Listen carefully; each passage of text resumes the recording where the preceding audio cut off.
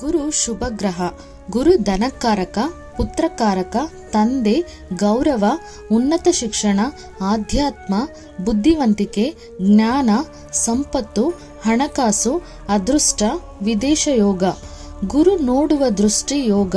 ಗುರು ನೋಡಿದರೆ ಕೋಟಿ ಪುಣ್ಯ. ಗುರುಬಲ, ಗುರುದೃಷ್ಟಿ ಇದ್ದರೆ ಮನೆಯಲ್ಲಿ ಶುಭ ವಿಷಯಗಳು ನಡೆಯುತ್ತದೆ. ಗುರು ಪಾಪಗ್ರಹ ನೋಡಿದರೆ ದೋಷ ನಿವರ್ತಿಯಾಗುತ್ತೆ. ಗುರು ರಾಜಗ್ರಹ, ಮಂತ್ರಿ.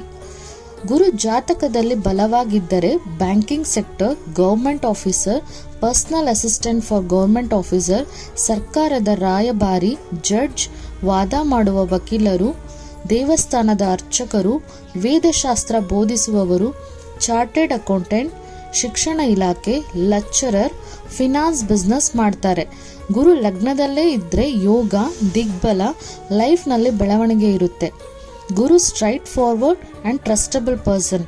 ನನ್ನ ಅಸ್ಟ್ರಾಲಜಿ ಇನ್ಫಾರ್ಮೇಷನ್ ನಿಮಗೆ ಇಷ್ಟ ಆದರೆ ಲೈಕ್ ಮಾಡಿ, ಶೇರ್ ಮಾಡಿ, ಸಬ್ಸ್ಕ್ರೈಬ್ ಮಾಡಿ.